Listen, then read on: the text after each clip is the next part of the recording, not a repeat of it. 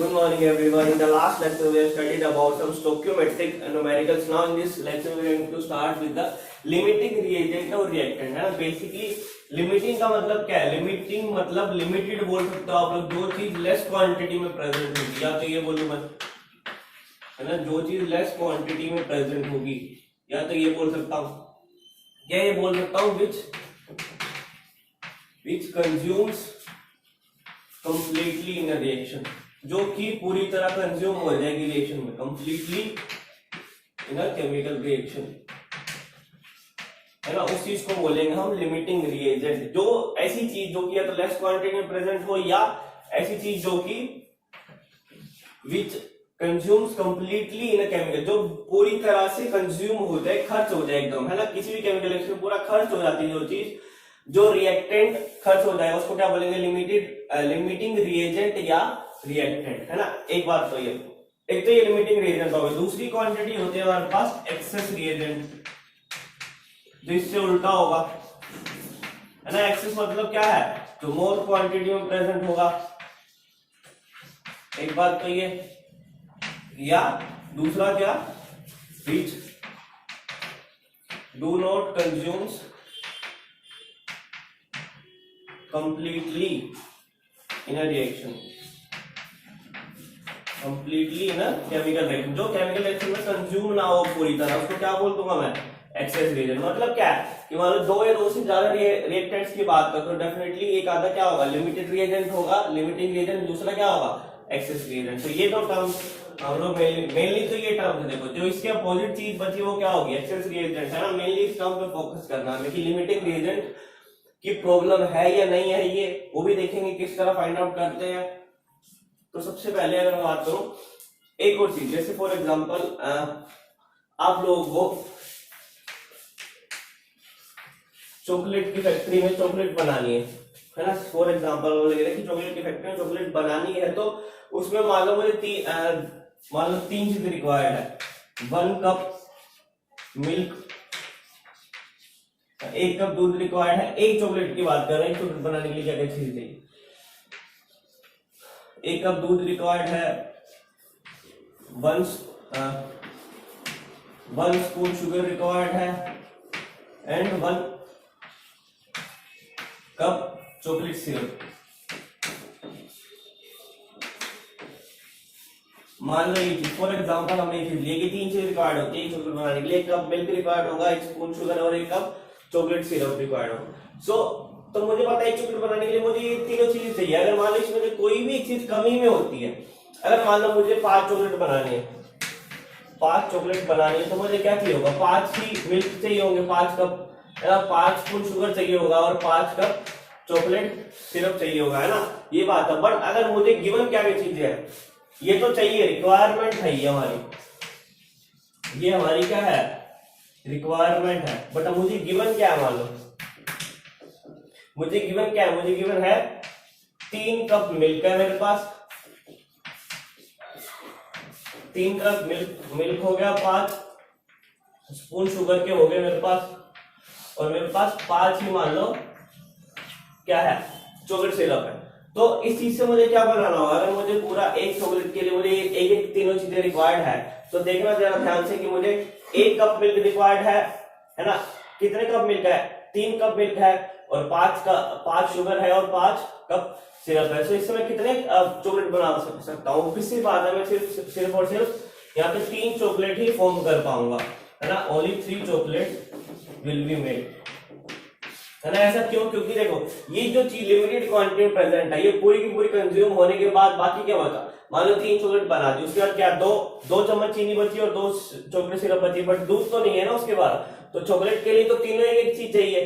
तो इस तरह से क्या होगा?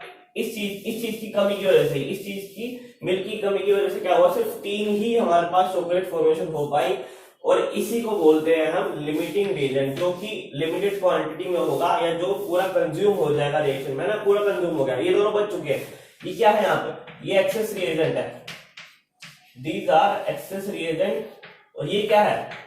Limiting reagent. हमारे पास क्या? 3 कप मिल्क. सो ये डिसाइड करता है एक्चुअली में कि प्रोडक्ट कितना फॉर्म होने वाला है हमारे पास. कौन? लिमिटिंग रिएजेंट डिसाइड करेगा, है ना. रिएक्शन कितनी होने वाली है? एक्सेस रिएजेंट पे डिपेंड है, क्योंकि वो एक्सेस में उसको जितना मर्जी यूज कर लो, उससे कोई मतलब नहीं। जितनी जो चीज क्वांटिटी खत्म हो गई एक बार, उसके बाद आगे फर्दर क्या है ना, एक तीनों उठा लिए, कितना रह गया, 2 4 4 रह गए, फिर एक उठा लिया, उसमें कितना रह जाएगा, 1 3 3, फिर दोबारा एक चॉकलेट बनाने के लिए एक उठा लिया, कितना रह जाएगा, ये तो 0 रह गया, ये 2 ये 2, तो इसके बाद क्या, उसके बाद तो कोई चॉकलेट फॉर्मेशन हो नहीं सकती। सो इसलिए लिमिटिंग एजेंट ऐसी चीज है जो डिसाइड करती है एक्चुअली में कि कितना प्रोडक्ट हमारे पास फॉर्म होने वाला है। तो now let's see this concept from the numericals.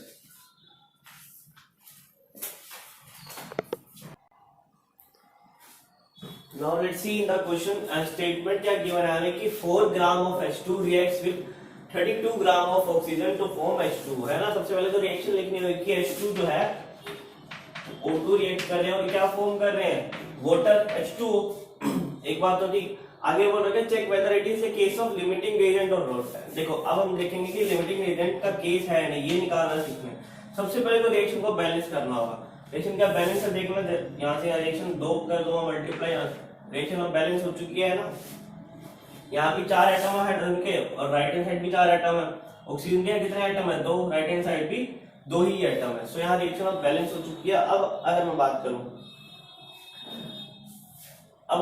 करूंगा देखो कि 2 चीजें आते हैं, एक तो मासिस कितने गिवन है, 4 ग्राम दोनों के, एक के 4 ग्राम गिवन है, इसके 32 ग्राम गिवन है।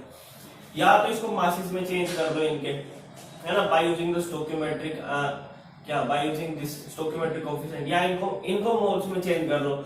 मान लो इनको मोल्स में चेंज कर दो तो क्या होगा, 4 ग्राम क्या है, बोला कि हाइड्रोजन का जो है 4 ग्राम रिक्वायर्ड है, मतलब क्या गिवन वेट है इसका, गिवन मास है, और मोलर मास कितना होगा इसका हाइड्रोजन का 2 ग्राम होता है। तो नंबर ऑफ मोल्स कितने निकल गए H2 के, given mass by molar mass will be equal to 2। और अगर सेम टू सेम सिनेरियो शर्त लगाऊं मैं किसके साथ, O2 के साथ, O2 का गिवन मास कितना है 32 ग्राम है ना, और इसका मोलर मास कितना होता है 32 ग्राम ही होता है। तो इसके नंबर ऑफ मोल कितना निकल गया O2 के, विल बी 1 है ना। सो हाइड्रोजन के नंबर ऑफ मोल्स कितने निकले यहाँ पे 2, और ऑक्सीजन के नंबर ऑफ मोल्स कितने निकले यहाँ पे 1। तो 2 चीजें हमारे पास निकल चुकी है। अब हमें क्या करना है, अब हमें सिंपली क्या करना है, जब यार 2 चीजें यहाँ पे पॉसिबल है, या तो मैं बोलूं कि N of H2 divide by stoichiometric coefficient of H2, इसकी वैल्यू निकालूंगा सबसे पहले कि नंबर ऑफ मोल्स जितने निकाले वो कितने हैं 2, divide by stoichiometric coefficient of H2, hydrogen का जो स्टोइकियोमेट्रिक कोएफिशिएंट है वो कितना है 2 है, 2 से डिवाइड करके कितना आ जाएगा 1। ठीक है, एक बात ये। इसी तरह सेम रेशियो निकालूंगा मैं किसकी, N of O2 divide by stoichiometric coefficient of O2 will be equal to क्या 1 बाय, इसका कितना कोएफिशिएंट 1 ही तो है, कितना आ जाएगा 1। तो अगर ये दोनों वैल्यू इक्वल आ चुकी है, अगर ये दोनों वैल्यू इक्वल आई है यहाँ पे,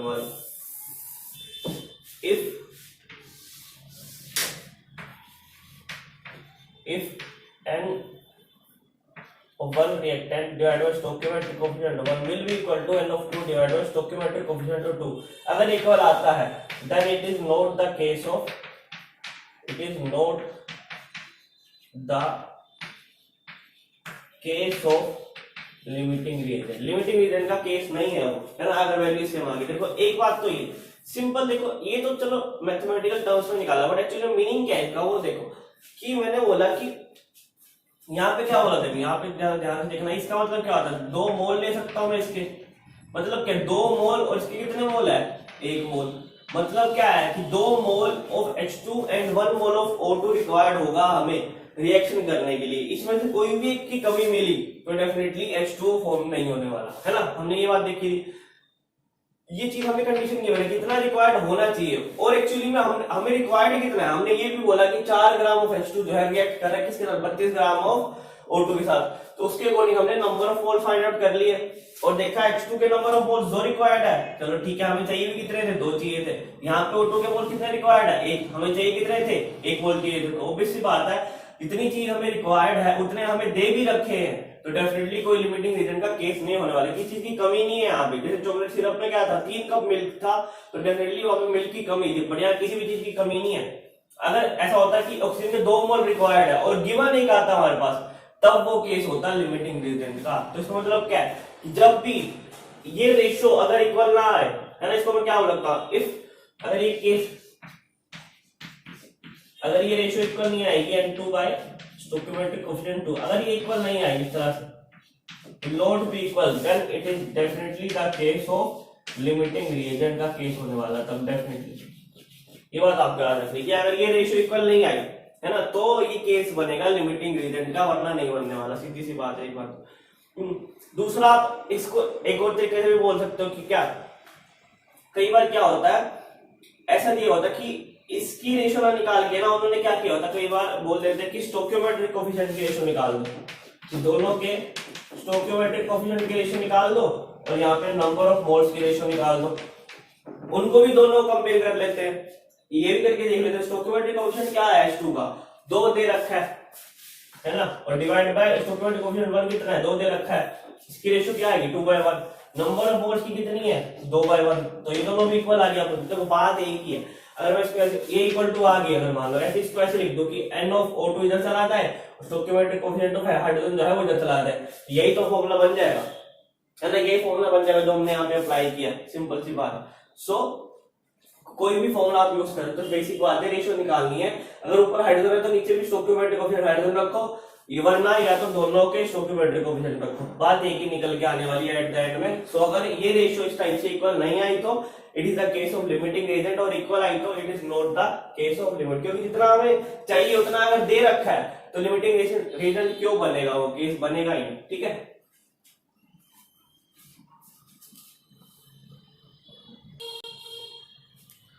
now let's see another question, जो लास्ट क्वेश्चन था उसमें मैंने थोड़ा सा बस चेंज करके लिख दिया, और ये पता करना है इसमें फर्स्ट पार्ट में वहां पे 4 और 32 ग्राम था, यहाँ मैंने चेंज कर दिया 3 ग्राम और 29 gram of O2 to form H2O, find out the it is the case of LRO, है ना, लिमिटिंग रिएजेंट का केस है।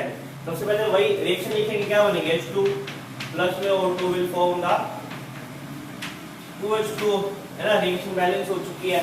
अब मैं बात करूंगा, देखो या तो दो केस करने वाले हैं, LR निकालने के हम दो केस करेंगे, या तो मैं पहले इसको, हमने पिछले केस में क्या किया सीधा नंबर ऑफ मोल्स में उसको निकाल लिए थे, अब हम दोनों केस करके देखने वाले, या तो इस इक्वेशन से नंबर ऑफ मोल्स निकाल लेंगे पहले, या सीधा इससे मास निकाल लेंगे कितना गिवन है ना। तो देखो अब मुझे देखो नंबर ऑफ मोल्स निकालना, तो क्या क्या करूंगा, सबसे पहले N ऑफ H2 निकालने के लिए क्या गिवन मास कितना है 3 ग्राम, डिवाइड बाय मोलर मास कितना हाइड्रोजन का 2 ग्राम, कितना आएगा 1.5 आ गया।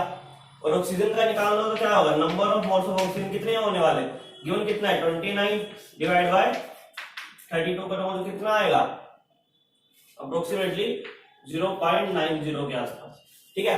ये वाले निकल चुके हैं मेरे पास नंबर ऑफ मोल्स दोनों के। अब मुझे बात करनी, देखो अब मैं बात करूंगा क्या, रेशियो क्या निकाली थी, अब नंबर ऑफ मोल्स निकल चुके हैं, स्टोइकोमेट्रिक कोएफिशिएंट क्या है, ये स्टोइकोमेट्रिक कोएफिशिएंट दे रखा है, सो सिंपल रेशियो निकालूंगा मैं NH2 bye stoichiometric coefficient of H2, कितनी आएगी 1.5 डिवाइड बाय कितनी है 2, कितनी वैल्यू आ गई 0.75। एक बात तो ये नीचे निकालूंगा N of O2 divide by stoichiometric coefficient of O2, कितना है 0.90 डिवाइड बाय कितना 1, कितना आ गया 0.90, ये आंसर। तो क्या ये दोनों रेशियो सेम है, नहीं ना, रेशियो दोनों सेम नहीं है, तो डेफिनेटली क्या होगा, ये दोनों सेम तो नहीं है। सो क्या बन गया, it is not the sorry it is the case of limiting reagent, ये तो लिमिटिंग रिएजेंट का केस है ही, ठीक है। एक ये मेथड था, एक मेथड ये है कि क्या करूं मैं यहाँ पे, ये क्या दे रखे हैं मुझे 2 मोल दे रखे हैं, है ना, स्टोइकोमेट्रिक कोएफिशिएंट के अकॉर्डिंग ये क्या दे रखा है 1 है, तो इसको क्या लिखूंगा 1 मोल इसका, तो इसका मैं इसको मास में कन्वर्ट कर लूंगा, तो क्या होगा कि H2 का कितना है, H2 का कितना मास होता है 2, और 2 मोल, 1 मोल का मास होगा 2 ग्राम, तो 2 मोल का मास कितना होगा 4 ग्राम, तो इसमें 1 मोल का मास कितना होता है 32 ग्राम, तो ये तो मुझे क्या है रिक्वायर्ड है, और गिवन कितना है 3 ग्राम और 29 ग्राम, तो मैं सिंपली क्या करूंगा रिक्वायर्ड जो होगा, यहां से क्या रेशियो निकाल सकता हूं, कितना रेशियो निकालूंगा यहाँ पे, given mass divide by required mass, ठीक है। क्या रेशियो आने वाली है इसकी निकालूंगा, अगर गिवन मास कितना है 3/4, क्या रेशियो आएगी 0.75, ठीक है। और यहाँ पे जो है मेरे पास उसकी O2 की निकालूंगा तो कितनी आएगी। इसी तरह O2 की गिवन मास कितना है 29 डिवाइड बाय रिक्वायर्ड कितना होगा 32 ग्राम मुझे रिक्वायर्ड होगा रिएक्शन करने के लिए। कितना निकलेगा इसका आंसर निकलेगा 0.9। देखो सेम रेशियो आ रही दोनों के केस। कुछ नहीं किया हमने, सिंपली क्या किया यहाँ पे नंबर ऑफ मोल्स रखे थे तो इसके अकॉर्डिंग सिंपल मोलर मास इसका यूज करके उसके बाद हमने सबसे पहले नंबर ऑफ मोल्स निकाले इसके अकॉर्डिंग। ये नंबर ऑफ मोल्स का टाइप भी तो है ना, क्या बोलते हैं इसको 2 मोल है, इसका कितना है 1 मोल है, वही चीज है। तो पहले इसको नंबर ऑफ मोल में चेंज किया, जो नंबर ऑफ मोल्स गिवन है स्टोइकोमेट्रिक कोएफिशिएंट की फॉर्म में उन दोनों को डिवाइड कर दिया। नहीं तो मैंने क्या किया, ये जो नंबर ऑफ मोल्स गिवन है उसको ग्राम में मास में चेंज कर लिया और जो मास गिवन है फिर उससे डिवाइड कर दिया। बात एक ही है, देखो अल्टीमेटली जो ये वाली चीज है ना मोल्स वाली, ये वाली ये नीचे ही आनी, देखो यहाँ पे नीचे आई 2 मोल था, यहाँ पे 2 मोल नीचे आए थे, है ना। दोनों एक ही, दोनों में वैल्यू सेम आने वाली है फॉर श्योर। जिस मर्जी मेथड से आपको जो अच्छा लगे वो कर लेना। या तो इसको मोल्स में चेंज करके जो गिवन मास है और ये वाले मोल्स है उनसे डिवाइड कर दो, नहीं तो ये मोल्स जो गिवन है उनको मास में चेंज कर लो और जो गिवन मास है उसको इससे डिवाइड कर दो। बात एक ही है दोनों के केस में। अब देखो ये लिमिटिंग रीजन का केस है, दोनों की वैल्यू सेम आ चुकी है, हमें पता चल गया कि लिमिटिंग रीजन का केस है। अब मुझे फाइंड आउट करना है कि एक्चुअली में कौन सा लिमिटिंग रीजन है कौन सा नहीं है। तो क्या करूंगा, तो मेरे को ये पता करना है कि जिसकी वैल्यू स्मॉल होगी, जिसकी NH2 divide by stoichiometric coefficient की वैल्यू जो है लो रहेगी, वही हमारा क्या कहलाएगा लिमिटिंग रीजन। क्या बात करते हैं कि number of moles divide by stoichiometric coefficient की वैल्यू, तो जिसकी वैल्यू लो रहेगी जिसकी वैल्यू लेस रहेगी वो क्या कहलाएगा हमारा लिमिटिंग रीजन। ये सिंपली बोलूं कि given mass divide by required mass की जितनी वैल्यू लो रहेगी, या इसको लिख सकता हूं मैं क्या, given mass divide by required mass, जिसकी वैल्यू लो रहेगी वो क्या होगा हमारा लिमिटिंग रीजन। तो इस केस में कौन सा ऑब्वियस तुम साफ साफ देख रहे हैं कि 0.75 की वैल्यू कम है 0.90 से, तो हमारा यहाँ पे H2 जो है वो क्या है, H2 is the limiting reagent है। हाइड्रोजन जो है वो क्या निकल गया है लिमिटिंग रिएजेंट निकल गया है। तो इसी पे डिपेंड करने वाला है कि H2O जो पानी बनेगा वो कितना बनने वाला है ना। एक बात तो ये, अब देखो अब हम निकालना चाहेंगे, देखो 2 पार्ट हो चुके हमारे, first part second part complete, third part की बात करते हैं ना। थर्ड पार्ट की तरफ बढ़ते हैं। थर्ड पार्ट में क्या किया मैंने, find the maximum amount of H2O form. अब हमें ये निकालना है कि कितना H2O बन सकता है। अब देखो इसमें 2 चीजें आती है बेसिक, देखो इसमें मैं क्या करूंगा, 2 तरह के इसमें भी कॉन्सेप्ट लग सकते हैं। क्या एक कॉन्सेप्ट बोलता है कि number of moles of H2 divide by stoichiometric coefficient of H2, किसके इक्वल होने वाला है, number of moles of O2 divide by stoichiometric coefficient of O2 will be equal to number of moles of H2O divide by stoichiometric coefficient of H2O। या तो ये चीज लगा लो है ना कि मुझे H2O के क्या निकालना है, नंबर ऑफ मोल्स निकालूंगा और हमें स्टोइकोमेट्रिक कोएफिशिएंट गिवन है, इसका भी ये स्टोइकोमेट्रिक कोएफिशिएंट गिवन है, number of moles of hydrogen given है, तो number of moles of H2O निकल जाएंगे और जितना मास बनता है उसके अकॉर्डिंग हो जाएगा। तो वो काफी बड़ा मतलब अटपटा सा बन जाएगा। सिंपली उसकी वजह क्या करते हैं, सिंपल चीज हमें स्टोइकोमेट्री में जो देखी थी कि हमें गिवन क्या है, देखो 2 मोल, देखो 2 मोल यहाँ पे है और कितने मोल बना रहा है H2O के, 2 ही मोल बना रहा है ना। एक बात तो ये, या मैं ये बोल सकता हूँ कि यहाँ पे कितना वेट था H2 का 4 ग्राम, और यहाँ पे कितना बनने वाला है H2O का वेट, देखना एक बार H2 का वेट निकालो कितना आने वाला है यहाँ पे H2O 16 और 2 से मल्टीप्लाई करो कितना बनेगा, सॉरी 18 और 2 36 ग्राम।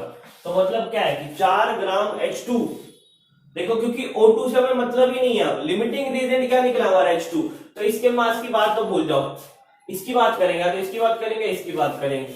सिंपल क्या मैं बोलूंगा कि 4 gram of H2 forms H2O कितने ग्राम बनाता है, 36 ग्राम बनाता है। हमें यहां से स्टेटमेंट से साफ साफ दिख रहा है ना। तो अगर 1 ग्राम इसका लिया होता तो कितना बनाता है 36/4। और सबसे इंपॉर्टेंट बात, हमें बनाना कितने ग्राम से है, गिवन तो 3 ग्राम है ना, तो 3 ग्राम से कितना बनेगा वो निकालना है। सिर्फ 3 ग्राम से कितना बनेगा कैसे निकालेंगे, 36/4 मल्टीप्लाई बाय 3 क्या आ जाएगा 9 और 27 ग्राम हमारे पास क्या बना H2O हमारे पास फॉर्म हो चुका है, कितना 27 ग्राम। सिंपल था, या तो इसको ऐसे कर लो, नहीं तो इसका भी और केस बना सकते हैं हम। क्या इसका हम क्या बोल दूंगा, गिवन मास बाय रिक्वायर्ड मास, क्या लिख दूंगा गिवन मास कितना है और required mass of H2 given mass bye required mass of H2, H2 का किसके इक्वल होना है, given mass bye required mass of H2O। कैसे, अब देखो गिवन मास कितना है H2 का 3, रिक्वायर्ड मास कितना है 4, किसके इक्वल होने वाला है, गिवन मास कितना है H2O का, देन रखा, निकालना है, रिक्वायर्ड मास कितना है 36 है ना, जो बनता है, तो ये तो निकालने के लिए मास क्या हो जाएगा, सिंपली क्या निकाल लो यहाँ से 3/4 मल्टीप्लाई 36, यही तो आया, देख लो सेम ही तो चीज है, तो किसी भी फॉर्म से कर सकते हो। नंबर ऑफ मोल्स वाले कॉन्सेप्ट से जाओगे ना तो नंबर ऑफ मोल्स निकलेंगे, फिर नंबर ऑफ मोल्स से फिर मास निकालने बैठोगे तो थोड़ा लंबा हो जाएगा वो प्रोसेस। उससे बेटर ये या तो आप ऐसे स्टेटमेंट की तरह लिख लो उसको, नहीं तो इस फॉर्मूले से लगा लो, आपकी इच्छा, दोनों चीजों में आंसर सेम आएगा डेफिनेटली फॉर श्योर, है ना। तो बेटर ये है कि जब आपको गिवन हो ना कि अमाउंट ऑफ H2O निकाल, किसी का अमाउंट निकालना है, तो कोशिश करो कि नंबर ऑफ मोल्स की बजाय आप लोग ये मास वाला कॉन्सेप्ट अप्लाई करोगे तो जल्दी होगा बाद में, क्योंकि आपको मास में निकालना है तो पहले नंबर ऑफ मोल्स निकालोगे, फिर मास से नंबर ऑफ मोल्स, हो काफी लंबा प्रोसेस पड़ता है वो। तो ये क्या निकल गया हमारा, कितना अमाउंट हमारा H2O फॉर्म होगा। अब फोर्थ पॉइंट क्या देगा, calculate amount of reactant left unreacted, है ना। अब कुछ सोचो, हमने क्या बोला, जो अमाउंट अनरिएक्ट रह जाएगा रिएक्टेंट में से, है ना। लिमिटिंग रीजेंट क्या है H2O, लिमिटिंग रीजेंट की डेफिनेशन क्या देखी थी, जो कंप्लीटली कंज्यूम हो जाए, मतलब H2 तो कंप्लीटली कंज्यूम होगा, बचा क्या O2, O2 का अमाउंट हमने फाइंड आउट करना है, कितना रह जाएगा, वो कैसे फाइंड आउट करेंगे। अब देखो इसमें क्या दे रखा है कि 32 ग्राम इसका यूज हुआ है ना, क्या दे रखा है 32 ग्राम यूज होता है 36 ग्राम को बनाने में, और हमें गिवन कितना है 29 ग्राम, है ना। या मैं ऐसे बोल सकता हूँ, सॉरी ये नहीं, उल्टा करना पड़ेगा हमें कि 36 ग्राम बनाया कितने ग्राम ने, 32 ग्राम ने, तो 27 ग्राम H2 कितना ग्राम बनाएगा वो निकालना है मुझे। तो सिंपली या तो मैं ऐसे ही कर सकता हूं,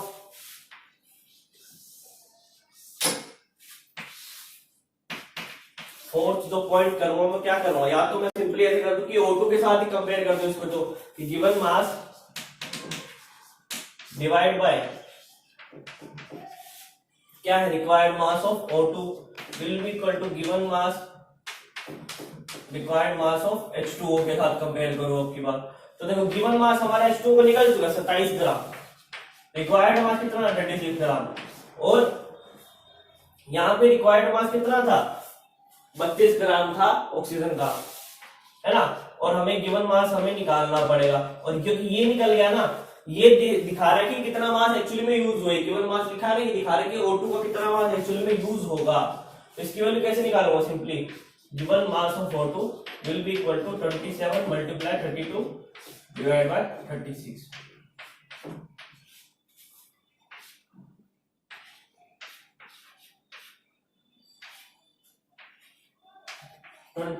ग्राम क्या आ गया, 24 ग्राम हमारा आ गया गिवन मास, और गिवन कितना था, मतलब 29 ग्राम, ये हमारा कंज्यूम मास है, ये जो यूज हुआ है ये उतना मास बता रहा है कि 24 ग्राम मेरा यूज हुआ है एक्चुअली में, और 29 हमें दिया गया था, तो लेफ्ट आउट कितना रह गया, तो लेफ्ट कितना रह गया 29 माइनस 24, मतलब 5 ग्राम हमारे पास अनरिएक्टेड रह गया। या तो इस प्रोसेस से कर लो, नहीं तो इस स्टेटमेंट से भी कर सकते हो आप लोग, कि क्या बोलता है स्टेटमेंट में, कि क्या बोलता है कि 36 gram of H2O is formed by, है ना। एक बार अब कर देता हूं इस वाले मेथड को, हम फोर्थ पॉइंट को दोबारा से स्टेटमेंट में भी देख लेते हैं, एक बार इसको मैं रफ कर रहा हूं।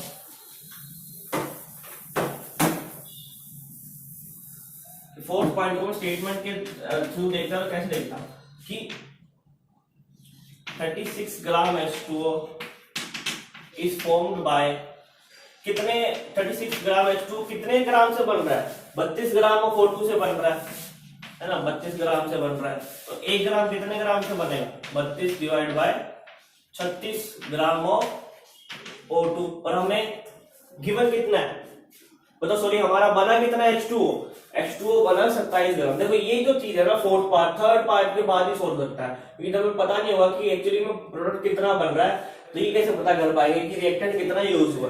तो 27 ग्राम मुझे बनाना, तो 27 ग्राम H2O फॉर्म करने के लिए मुझे कितना करना पड़ेगा, 32 बाय 36 मल्टीप्लाई 27, आंसर क्या आने वाला है, फिर से कितना आया था 24 ग्राम। देख लो वही की वही स्टेटमेंट है, 27 मल्टीप्लाई 32 डिवाइड बाय 36, यही किया हमने यहाँ पे भी, है ना। तो ये 24 ग्राम हमारा यूज हुआ क्या, ऑक्सीजन, है ना। ये तो यूज हुआ और गिवन कितना था 29, तो 29 माइनस 24 कर देंगे कितना आएगा 5 ग्राम, जो कि लेफ्ट आउट हो चुका है। तो इस तरह से आप लोग आपकी मर्जी है, स्टेटमेंट का यूज कर लो या उस फॉर्मूले का यूज कर लो, बट कंफ्यूजन नहीं होना, एक ही चीज यूज करोगे, आपकी मर्जी है। बाकी स्टेटमेंट वाइज करोगे तो ज्यादा बेटर रहेगा, समझ आएगा। और नंबर ऑफ मोल्स और यहाँ पे इस अकॉर्डिंग निकालोगे तो ये ज्यादा बेटर है ग्राम के अकॉर्डिंग, क्योंकि बार बार आपको number of moles of gram में कन्वर्जन नहीं करनी पड़ेगी।